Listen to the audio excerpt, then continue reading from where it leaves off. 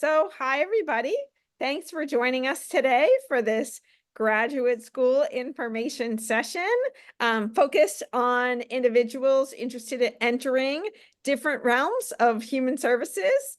And myself and Haley started planning this event a few months ago when she and I frequently get questions from students about graduate school, about options, about different pathways. So glad to have you all here learning with us. As Haley said, she is recording this. So comments and questions will be recorded for others to view at a later time.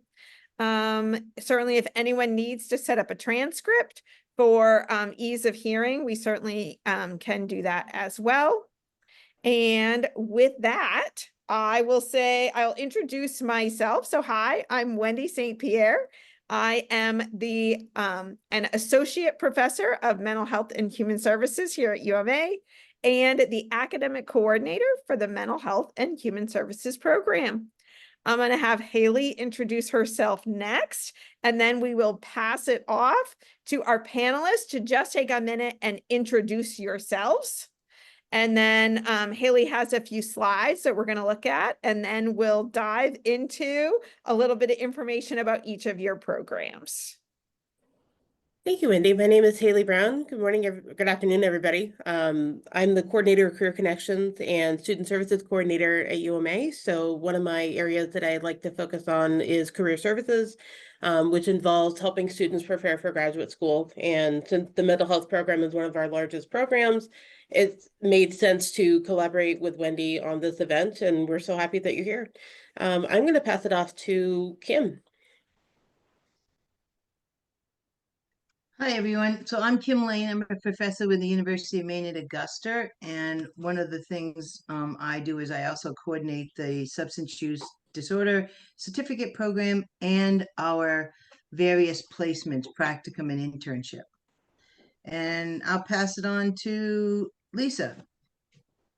Hi, everyone. My name is, whoa, I froze there for a second. My name's Lisa Henry. I'm the director of the Master's in Counseling Psychology program with an emphasis in the creative arts at University of Maine, Farmington. And I am an LCPC and an LADC. So I will pass this off to Alex. Thanks, Lisa. Good afternoon, everyone. My name is Alexander Katopis. I'm a clinical lecturer and field placement coordinator for the University of Southern Maine's Counselor Education program. I also am an LCPC and an advanced clinical supervisor and currently a doctoral student at Capella.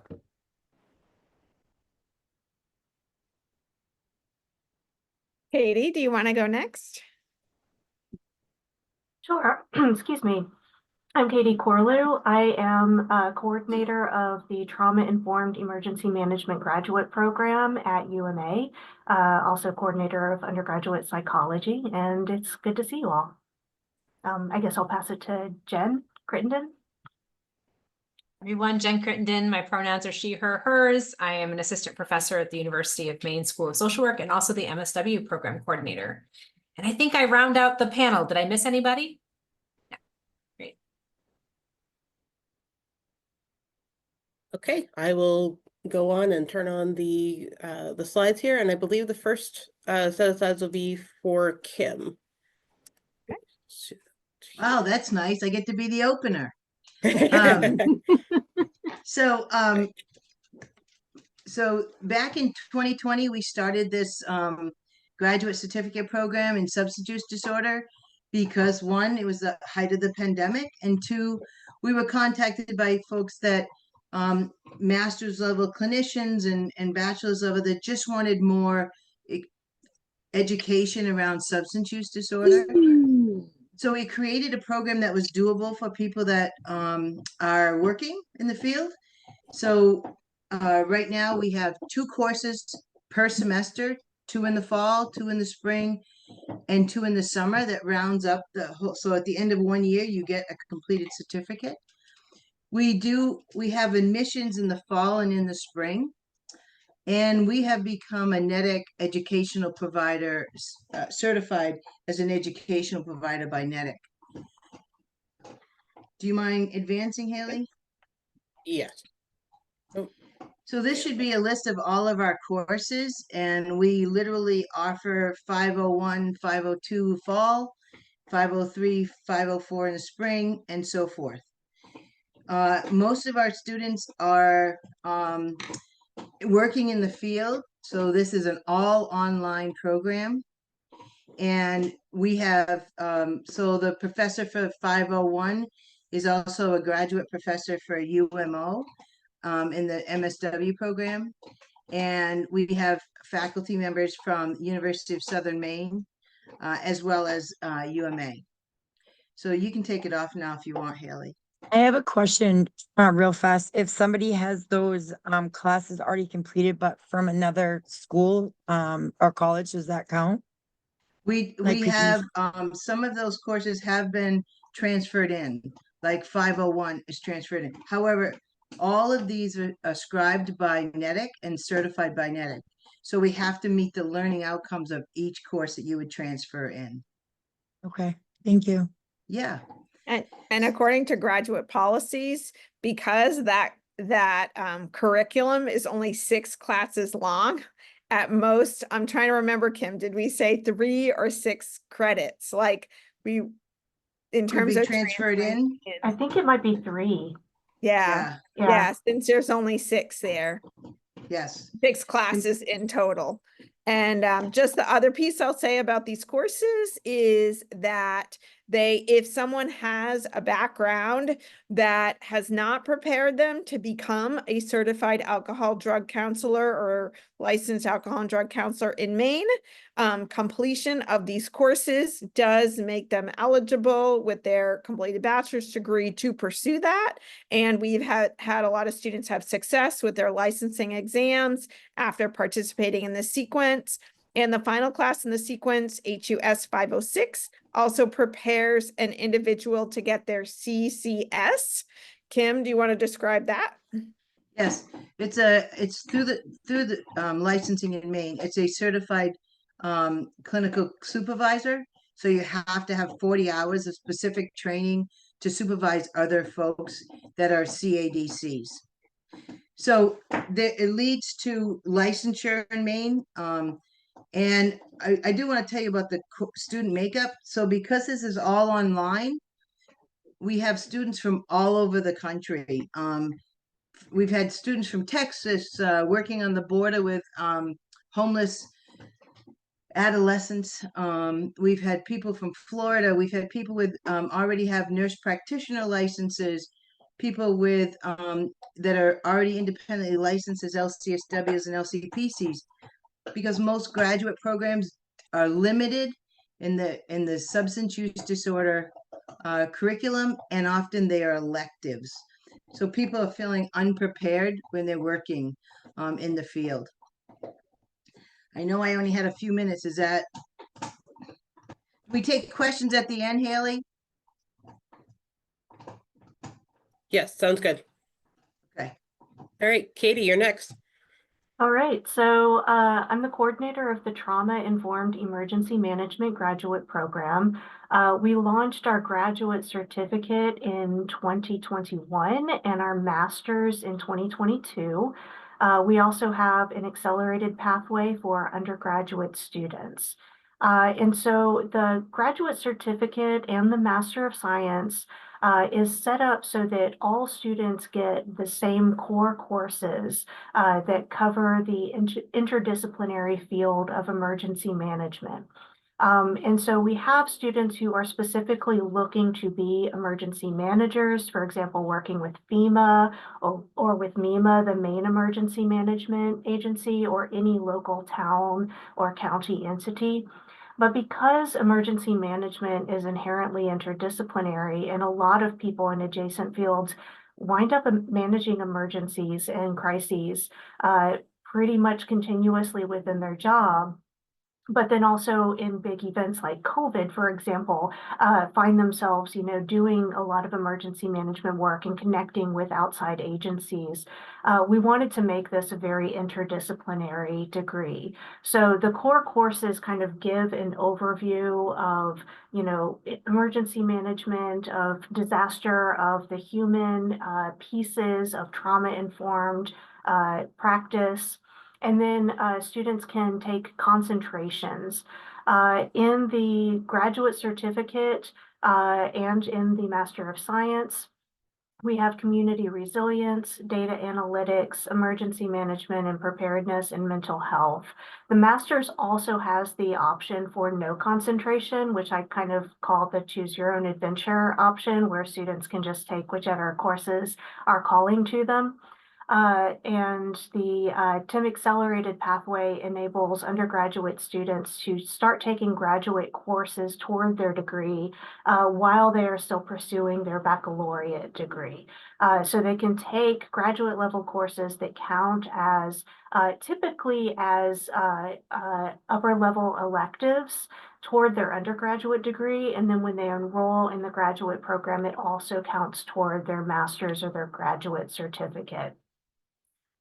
We also are a fully online program. Some of our courses have a synchronous option, but all of our courses have the asynchronous option. And just to kind of add on to what Kim and Wendy were saying, we have a lot of professionals who are in our program, so and people from all over the country and outside of the country as well. But UMA has a long and glorious history of distance education. Like I really think that this is one of our strengths. Our staff and our faculty are just really on board to support students who are working, who are, far away from the campuses, and to really make the education accessible to everyone. So it is definitely something we are very proud of here to be able to offer that option. And I think that I will turn it over from here. Okay. All right, next is Alexander. Thank you, Haley. So good afternoon, everyone. I'm representing the USM Counselor Education Program, and I'll go over the fundamental kind of elements of our program, and I'm sure if you guys have any questions after, please feel free to ask. So the Counselor Education Program at USM actually has 3 concentrations: clinical mental health, school counseling, and rehabilitation counseling, as outlined on this first slide. The clinical mental health and the clinical rehab program are both 63 credit programs, and the school counseling is a 60 credit program. Usually programs take approximately between 2.5 and 4 years to complete, depending on the amount of courses that students take each semester and the different concentrations. All of our programs are KCREP accredited from the Council of Counseling Accreditation Body, which means that our program meets that governing body's standards of excellence. Within the clinical mental health counseling concentration, as I mentioned as I identified in these 2 slides, we have 2 areas of specializations that students are permitted to pursue. One is in family systems and one is in substance misuse. We also have a third track, I just call it the general track, where those students can just pick 2 electives in any type of course or topic that piques their interest. Most of your courses in all 3 concentrations are prescribed. So the clinical rehab, all your courses, the 21 courses, are prescribed. In school counseling, 57 credits or 19 courses are prescribed, and you get 1 elective. And in the clinical mental health counseling, you actually have 2 electives that you can choose. But if you do identify any one of these areas of specialization, all of your courses are selected. The clinical rehab program is a fully online program. School counseling and mental health are in person if you look us up online, but what I would call a hybrid model, where we do require that 25% of the courses are being taken in person, because the faculty have identified that there is a really there's a very important element and aspect of those courses, and for the counselor in training to take in person to bolster these different skills from the counseling professional standpoint. I would say, yeah, next slide, please. Thank you. I wanted to give just a compendium of information to those who are attending regarding our practicum and internship experiences, and just to give you, an overview. But the complete internship experience or residency consists of 1,000 hours, 100 hours of practicum, and 900-hour internship. That is for either mental health or rehab, and the school counseling has a 600-hour internship, so totaling 700 hours if you count the practicum. Practicum really just to a very quick overview, but the practicum is highly overseen, monitored, and clinically supervised by university faculty, actually 2 university faculty, one that provide individual clinical supervision on a weekly basis, the other which provides group clinical supervision on a weekly basis. And then the internship experience is actually the primary clinical supervisor shifts to the sites.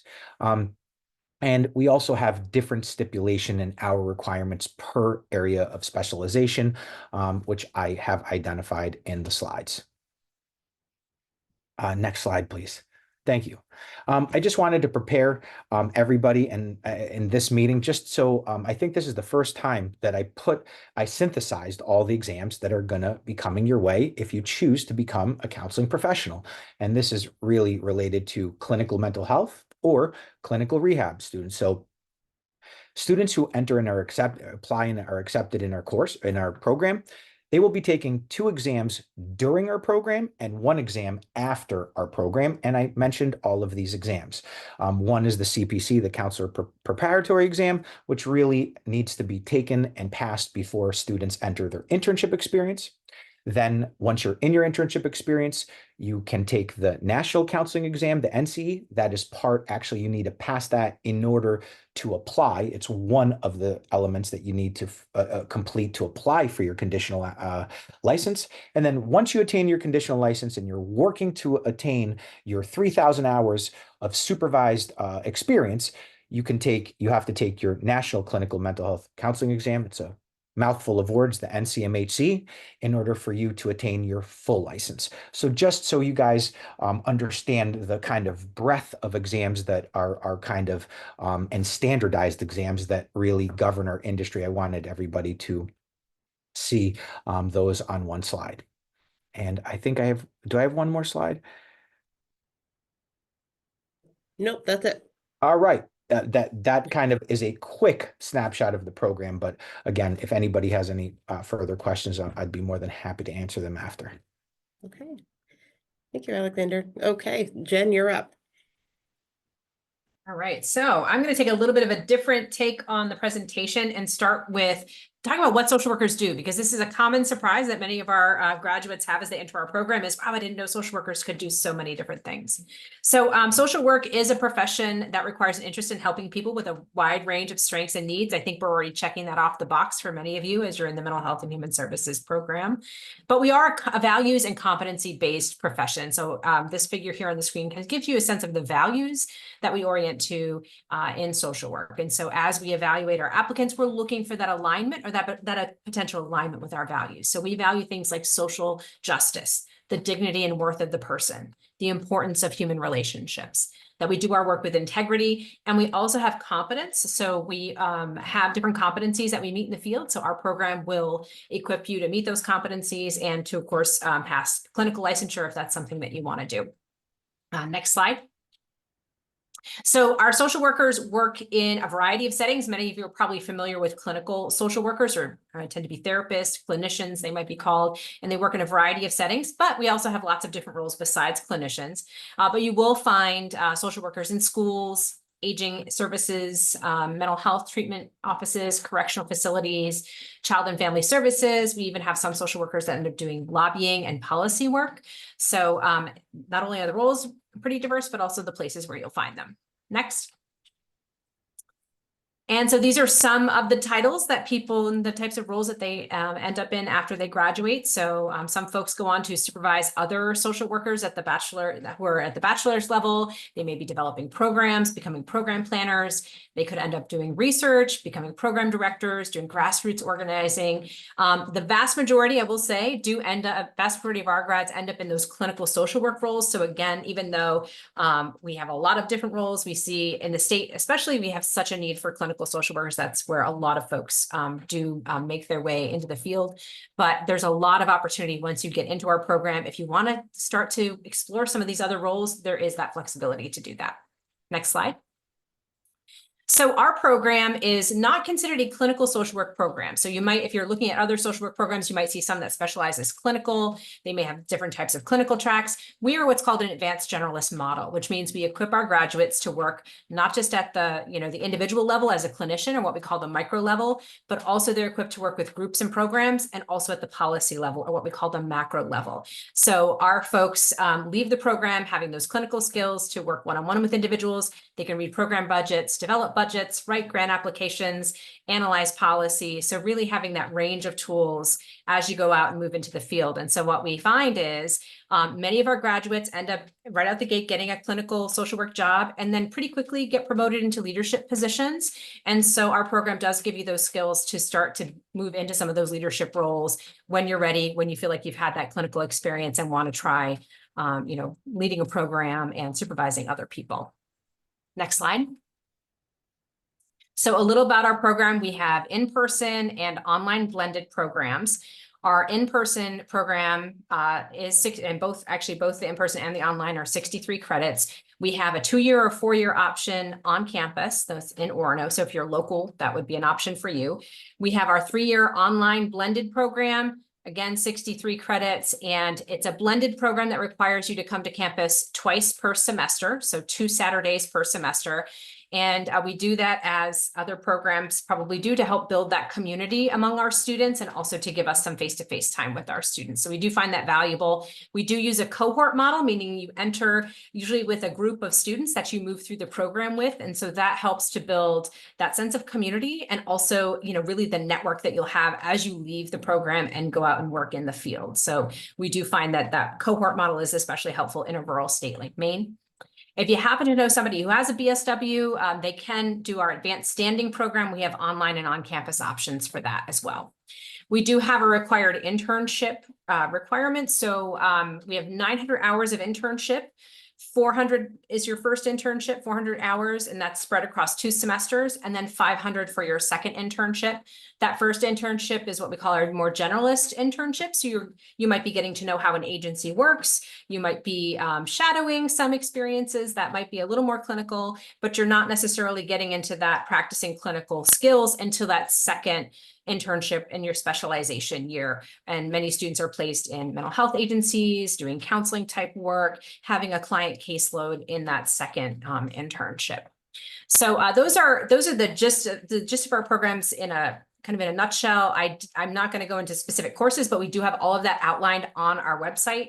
We have our online, our in-person, all of that, all the flavors.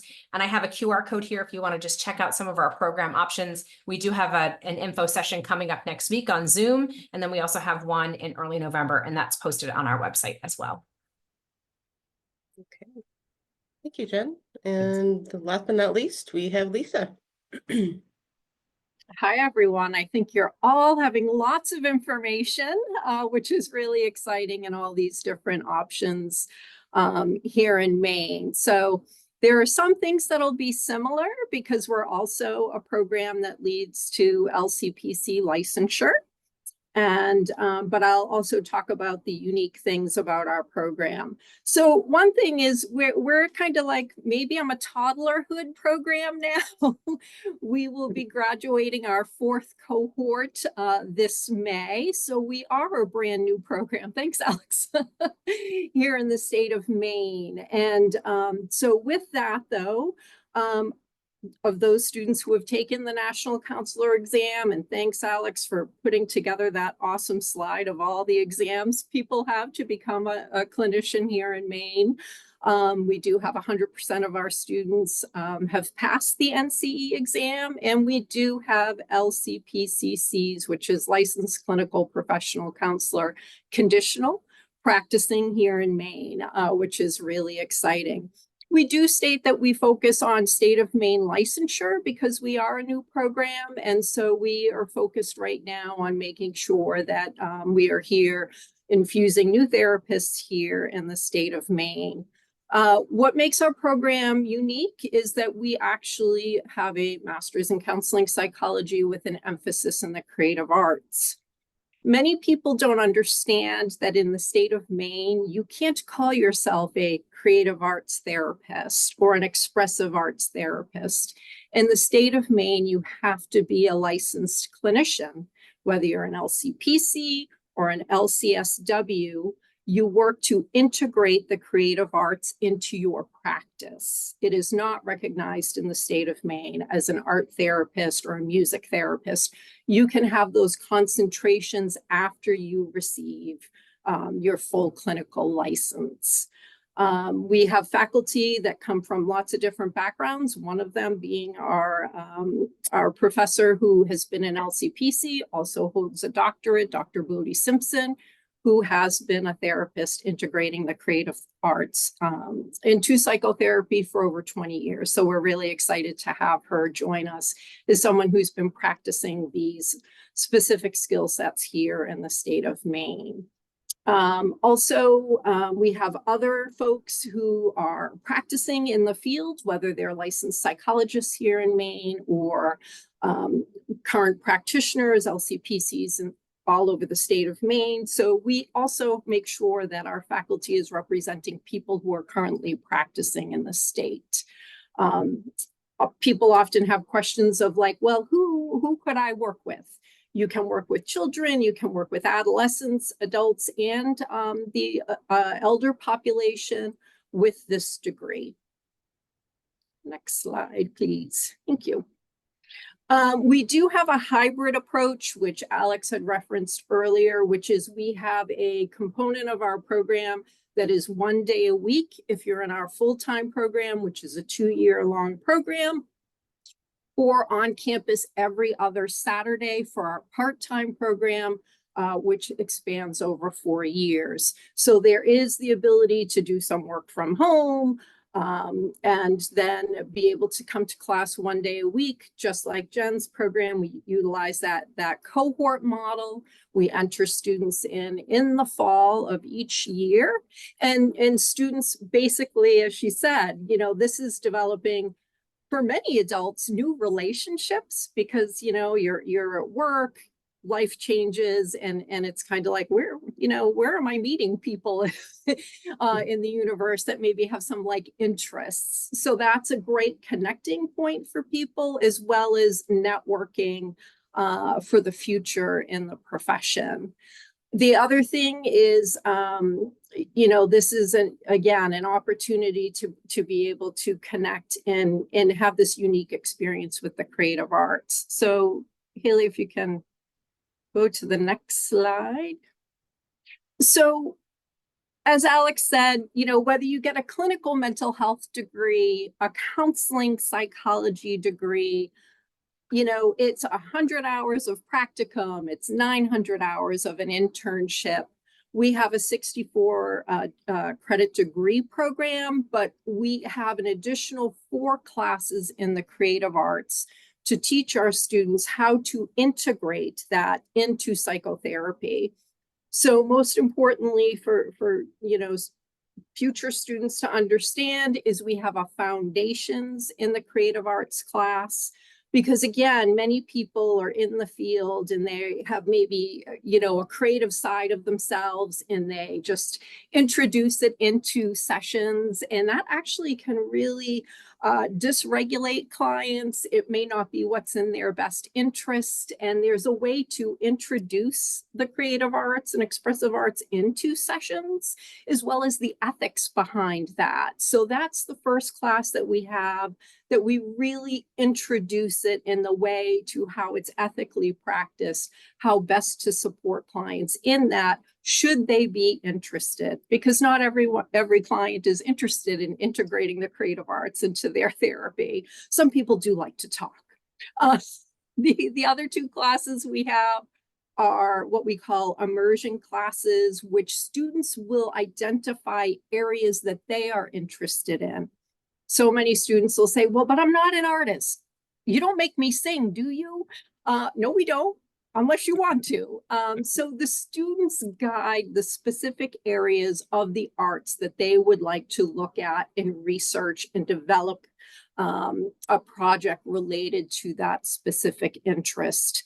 And then the final class is a capstone, which integrates, because now you've done practicum, you've been in internship, at least for a semester, and you're now, developing your sense of who you are as a therapist who integrates the creative arts. So in terms of that, for our program, that is our specific area of focus. Again, we run a Friday program and an every other Saturday program for the part-time people who obviously still need to work. So we created that part-time program and have been running. We just entered our second part-time cohort this fall. Nice. Thank you so much. You're welcome.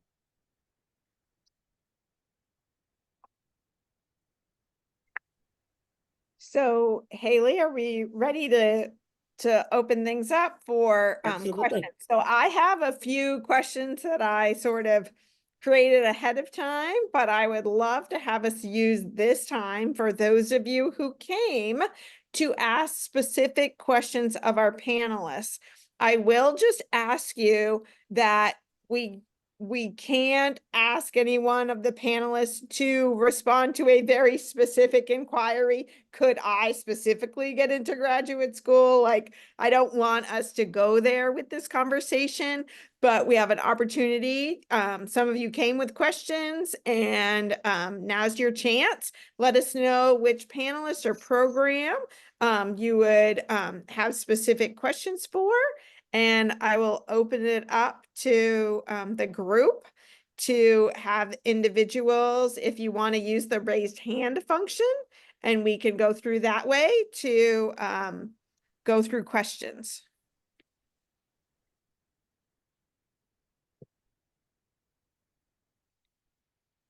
Don't all jump at once now.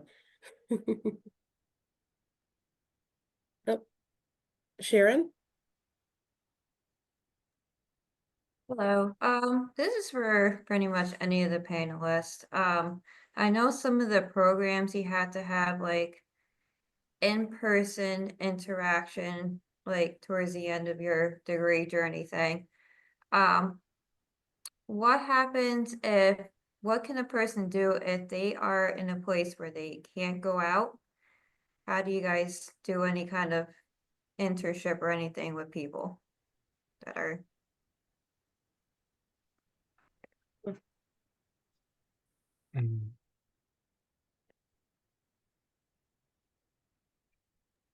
So I can attempt to answer that a little bit. Okay. So because we have a wide variety of roles in social work, it is possible that you could do placements that are virtual. They would not necessarily count as clinical placements. And so they wouldn't necessarily set you up for clinical licensure, but if you wanted to say work in a more what we call macro practice role with policy or program development, we do have internships that are remote. So for example, we've had students that work with like national, mental health organizations or, that sort of thing. So that would be possible. I think the tricky part would be the cohort model that we have of coming in person on Saturdays. And so, it's there, the other thing is that as students in graduate school, you can always ask for an accommodation. So if it was an accommodation related request, that could always be submitted. So again, to kind of keep it broad for the discussion, I think if you're going to go the clinical social work route, you'd need to have that face-to-face interaction, but there are other social work roles that are more kind of administrative or not as practice oriented that potentially could work. Yeah. Thank you. Okay, yeah, just to piggyback off what Jen said, at least for the counselor education program, and I'll specifically relate or target my statement in response to the clinical mental health counseling concentration. So in our program, we do have a minimum requirement in practicum and an internship that students work with a minimum of 2 clients in person. And then the rest can be through telemental health, like virtual platforms. And because we really do feel that we would like our students to get a robust experience of working with clients, it could be individuals, couples, families, right, or groups in person, because there is just a different interpersonal dynamic that unfolds and that our students need to learn how to kind of navigate between virtual counseling and in-person counseling.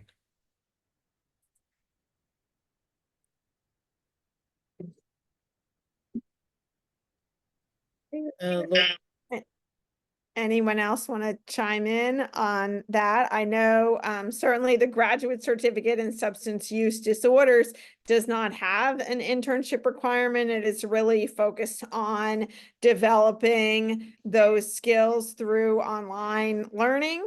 So that program has more flexibility without that internship requirement, because substance use disorder counseling licensure in Maine does not require the internship, which is how we're able to structure the curriculum that way. And I guess I can add briefly, the trauma-informed emergency management program does not have licensures associated with it. So there's also not that internship or practicum requirement. There are internship possibilities, but they can be in a wide variety of capacities. All right. So thanks for that question, Sharon. It looks like Lori is next with hers. Okay, good afternoon. I have a question in regards to taking, I guess it's the is there only one program that has the accelerated during the bachelor's time? Or is there other programs besides the emergency management that has the accelerated that you can take during your bachelor's? I believe cybersecurity has the accelerated program at UMA, but I think that it's the emergency management, trauma-informed emergency management, and cyber are the options that we have currently. Okay, thank you. Yeah, the UMA graduate certificate in substance use disorders does require the completion of your bachelor's degree before you can take those 500 level classes.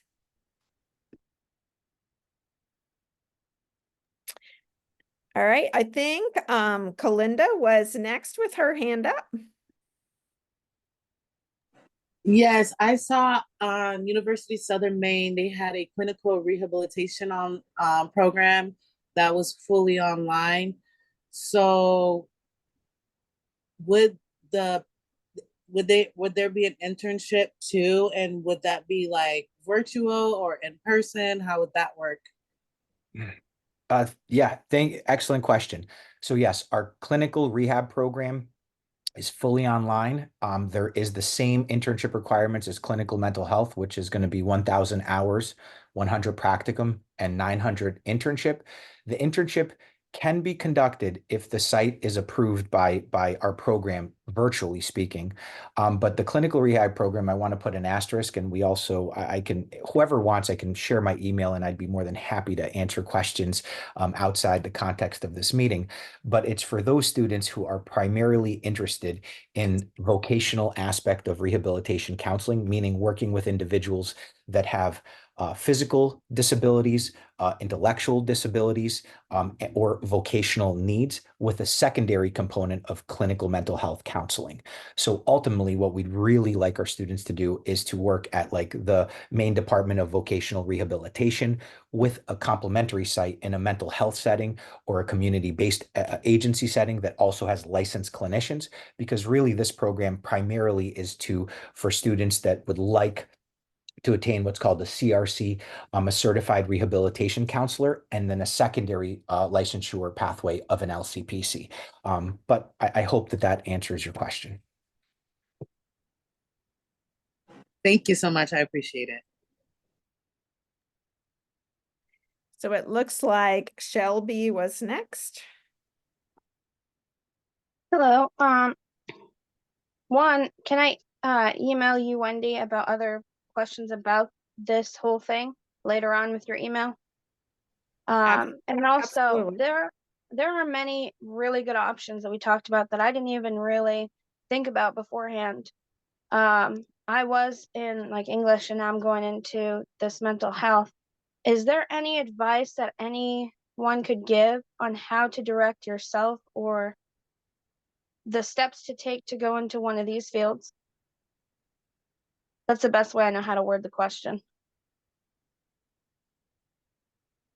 I'm happy to start out as well. I think, one of the best first steps is either volunteering, for social work at least, volunteering at an organization that does social work, or there's plenty of entry-level jobs in social work, potentially that gets you kind of closer to the field. So any of that experience is a great way just to feel out, because, graduate school is a huge investment of time and money and energy. And so it'd be, for us, we like to see that an applicant has at least kind of taken a look at the field and has some sense of what that's like. So you can even start with, I think, volunteer work, if that works for you, or a paid position.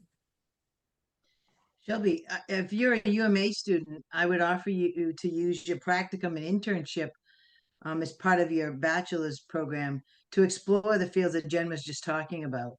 This will help you set up what population you might want to work with, what age do you want to work with, any setting you want to work with. But if you use those internship and practicum experiences, that will help you hopefully narrow things down a little bit. Thank you. And I actually am a UMA student.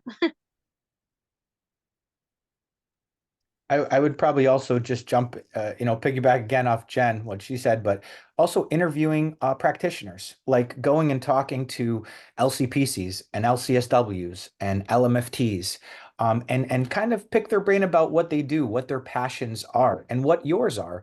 Again, and I think that information that those impart to you you can make, you could determine a little bit better with clarity about which kind of professional discipline you want to pursue. Thank you. I think based on what everyone said, all of those, there are such important points in terms of that volunteerism, or we have so many students that are behavioral health professionals, in those who graduate case managers, and getting that experience. And as Jen said, it is an incredible investment, especially after earning a bachelor's degree and accruing those tuition bills. It's always great to be in the field and then go, wow, I really do enjoy this. And it excites you and you want to pursue it more. And I'd also say, reach out to us. We love hearing from, current students, people who have graduated, to say, tell me more about your program, because it's a great opportunity for you to do some of your own research. Tell me more about this program. I heard about it, 5 minutes from everybody, and there was like 5 people in a row, and our brains get saturated with information. So we love when people reach out and ask us questions too, because then we can, talk more about, again, what your interests are. And if it's English and say even writing and things like that, that can be incorporated into mental health services. So we always love hearing from people who are interested in our program before they apply for the program and do some of their own research. Now, is it okay if Wendy would send people who would want the information of everyone speaking today? That way we could further contact you guys? Okay, thank you. I have a handout that I sent in the Zoom chat, but I'm happy to send it again. And I believe I sent it via email too. So, but yeah, I'll post it again for you. Yeah, so a day or two probably yesterday, maybe Haley sent out a copy of the slides to everybody who had signed up. So if you had signed up yesterday or before, you should have that in your inbox. And I believe each of the slides had, you know, the name of the program and the contact person, but feel free to reach out to me if you want to know specifically. Okay, thank you. Yeah, so it looks like the next question is from Nicholas. Hello, everyone. Thank you so much for spending the time with us this evening. I really appreciate you all taking the time and sharing your programs with us. And shout out to Voc Rehab people. I love Voc Rehab. I'm in Voc Rehab. I did Job Club. So it's kind of cool having a master's job club, you know. You know, with science being the way it is these days, and we're seeing advancements in treatment-resistant depression by uses of, you know, different things like ketamine and psilocybin and stuff like that. That's kind of the pathway that I want to go down in my master's degree, is really being in that kind of renaissance that is picking up. And I was wondering if you guys, you know, by getting the licenses and stuff like that, what do you guys know of different pathways for that in regards to master's work and doing that kind of research? And Winnie, if you could help me with my question, if I didn't ask it right, thank you. Anyone want to take that one on with Nicholas? I would just say that, Nicholas, with your bachelor's degree and in preparation, that you could be eligible for a CADC, which is the Certified Alcohol and Drug Counseling, along the way with a bachelor's degree. Then you do 2,000 hours in with clinical supervision, and then you're eligible for the LADC. But that is not a master's. Specifically in Maine, you do not have to have a master's degree. But I think Nicholas was asking about the more I don't want to say cutting edge, but more new types of interventions that integrate you know, treatment resistant depression with specific medication pathways. And myself, with my own social work background, tread very carefully around, I am not a medical provider and can't give medication advice. And so certainly there's opportunities here for all of us to talk about preparing people to be counselors. And then what types of opportunities do you have to collaborate with others who are doing some of those experimental, some of that more experimental or new trials of different interventions? Well, I could get, oh, Go sorry. ahead, Alex, please. Go ahead. Oh, no, go for it. You know, I'm just going to give this a stab, and my colleagues can join. So I'm going to speak on KAT, ketamine assisted treatment, and microdosing with other substances that are well monitored and regulated. It's a very new therapeutic modality and approach. I'll give you an example that we're still, the program USM Counselor Ed is working with a provider called the Riverbed Clinic in Portland that actually does and offers ketamine assisted treatment. But the problem that we're encountering now is that because it's such a new, novel, revolutionary treatment that's still being studied, we're very skeptical of having interns, counselors in training that really don't have experience, right, working with medicated assisted treatment models. So what we do is really what we'll try to align with other agencies that don't provide medical, medication or assisted treatment options, but that might work with individuals who encounter some severe challenges so that they're gradually exposed to working with those types of populations.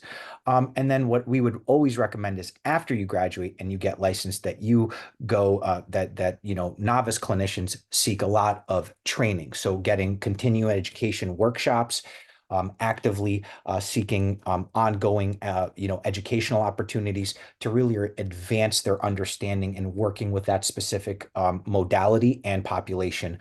That's kind of the long and short of my answer. Yeah, I would only add to that, that I am not a clinician. I am a community and cultural psychologist. But I do know through colleagues that this research is, relatively new. It is very highly regulated. So we do have research, practitioners in Maine. But at this point, it is, within those clinical trials in which this is happening, and it's very highly regulated. So I would, yeah, absolutely everything that Alex was saying about his advice toward following in that pathway. I think the only thing I would add, Nicholas, is that most of the time it's a social worker or clinician, LCPC, that works with a medical provider in a setting. And it's done in teams. I would say more a closely clinical team to do that kind of treatment right now. Yeah, I'm currently getting that treatment with a therapist and Dr. Dustin Sulak out of Integrated Health. I have my medication covered by Maine Health.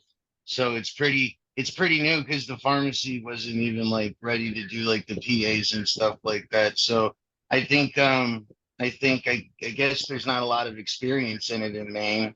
And because there's other places in the country where they are experienced with it, they are doing this kinds of stuff, and they probably have different answers to these questions. Do you feel like it would be beneficial to go to those different areas to get that type of training? Or do you think that master's schools will be different in a couple of years and maybe we'll have different types of collaboration discussed? I guess I would say that a lot of this training that you're asking for is very specific. And a lot of the graduate programs try not to narrow so much, but to be part of a team that works with other professionals. So, I mean, each of the programs that is here has some level of accreditation or oversight that we're trying to meet national standards about what we want the graduates to leave with, to prepare them to be able to get licensed in their states. And then from there, individuals can specialize in whatever areas they want, based on the career opportunities. So what I hear you describing is a combination of that, this base level training in one of these pathways, and then exploring some specialty areas. So I think there's a couple of, being sensitive to time, I have a couple other questions I want to make sure that we get to. So the next person, the individual is labeled Zoom user, and you have your hand up. So I welcome you to unmute and ask your question. Oh gosh, is it me? Oh I Lord. think it is. Is that you, Justine? Or is Yeah. oh, it is. Okay. Can you hear me? Yep. Go ahead, Justine. Oh, okay, good. Thank you, everyone. I actually had a lot of my questions and more answered. Thank you. I just wanted to kind of when we're talking about the creative arts capstone and as an undergraduate, I was wondering if there's anything that because that's kind of where I'm aiming to go. I just wanted to clarify that you can't take anything involving that until you get to the master's or graduate level. Okay. All right. Well, that was very interesting. Thank you for the that answered a lot of my questions. And I was told several years ago that art history in Maine, or not art history, art therapy was not a thing. So that's exciting. Yeah, and I think that it's such a great question. You know, so many students come to us again interested in the creative arts piece, but then we'll say like, but I'm not an artist or I'm not a musician.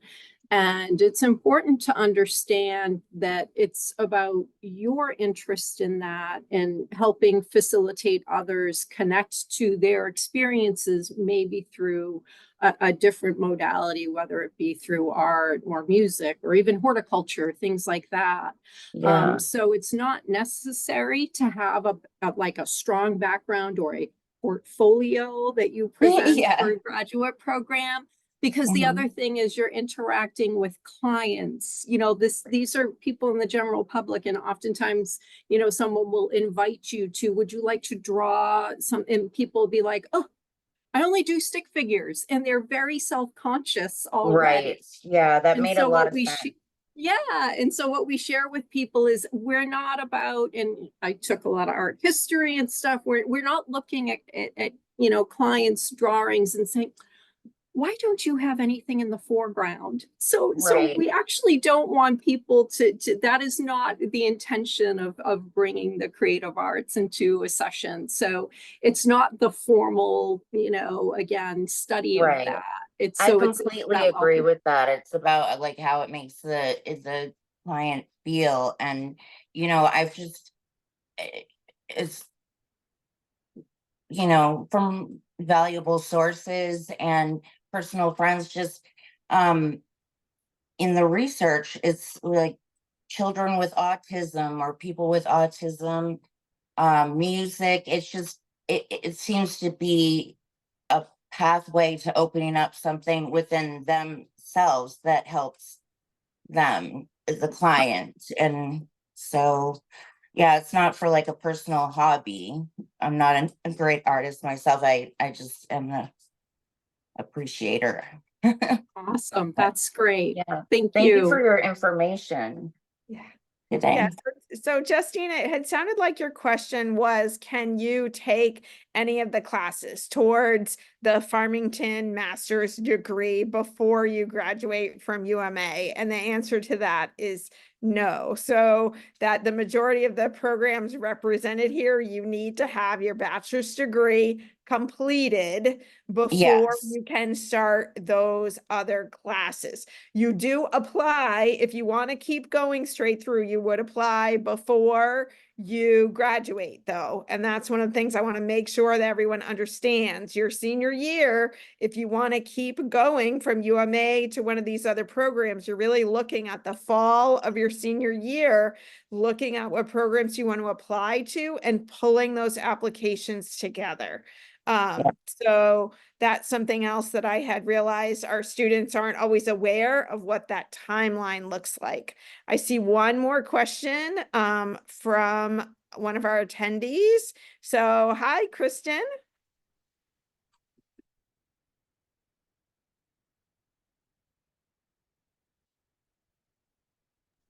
There we go. I apologize. I had to transfer from my car to my desk. So when it comes to the trauma-informed certificates, my final goal is to be able to be an LCSW or something along those lines in mental health.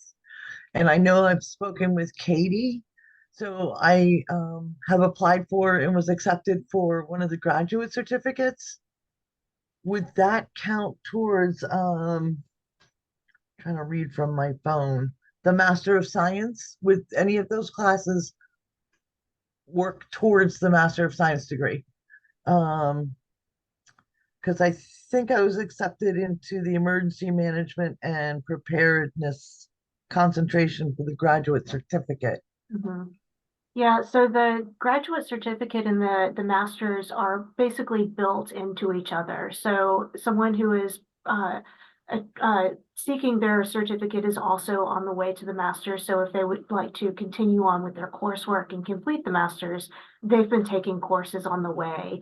And students who are in the master's will achieve the certificate on the way.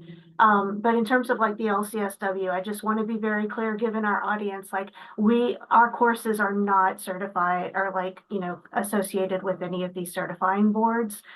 So it would be an additional degree. We have a lot of students who come in who already work as, clinicians, social workers, therapists, working in public health.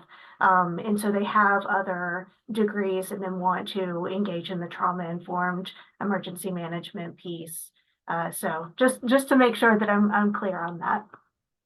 Okay, so I noticed when I was listening that there was another degree in Southern Maine, I believe. Would any of those classes for the graduate certificate be able to be transferable towards that program? If you're referring to the counselor education program, the only transferable courses would be from another KCREP accredited program. So I don't want to say no because I haven't really taken time to look at their curriculum, but I would probably say no. Mhm. Okay. Excellent. So, Thank you. And Alex, we were on the understanding that one of our graduate certificate classes would transfer over, and we are not a KCREP accredited. So maybe you and I need to talk online about Yeah, clarity around that. that's the one course that Adele teaches, and we are because it could count towards an elective. Mhm. Correct. Yes. Okay. And- But Okay, an elective or a humanities, maybe some of these courses could count towards an elective But- or a But when we're talking about graduate education, you no longer have humanities requirements. So once you get into graduate school, you are focused on your subject area. So if you decide to get a master's in counseling at Alex's program, then all your classes are focused on counseling. You're not bringing in classes in other topics or areas. Same as if you went to University of Maine with Jennifer and the faculty there. All the classes are social work focused classes. So there isn't room to bring in classes from other topic or specialty areas. And these programs are all accredited and have specific criteria from their accrediting bodies about the classes you have to take to get your degree from them and be eligible for licensure. So I really encourage students, if you're thinking about taking a graduate school pathway and are thinking about transferring, make sure you're talking to the program because there's usually little to no room, maybe 3 credits, maybe 6, but most programs, that's the most you could transfer in from another institution. Thank you. So being sensitive to time, it is 6:02. I do see another question and I want to give that student time. So hopefully if my panelists can stay another minute, we can do that. If you have to go, I totally understand that too. Want to say thanks to everybody for coming. So if anyone does need to log off, feel free to do that. Are some of the panelists okay if I allow Maria to ask her question? Okay, go ahead, Maria. Okay, so I just wanted to ask, like, when would you like apply, say, for the trauma-informed emergency management to be accepted in there? Yeah, for the accelerated program, if students want to start taking courses during their bachelor's, it is when they're junior status, so 60 credits or above, then they can, apply for the accelerated program and start taking our graduate courses. For the graduate program in general, we have a rolling deadline. Some of the other programs work on a cohort model, but we do not. So students can start in spring, summer, or fall. So throughout the year. Okay, and then also for the graduate certificate in the substance abuse disorder, when can you do that? Do you have to finish your bachelor's for that one? No, yes, you have to finish your bachelor's, but we accept people in the fall and in the spring. Okay, thank you. Yes. Good night, everybody. Thank you. So with that, I'll say Thank you, thank guys. you to our panel. Thanks, everyone. Bye.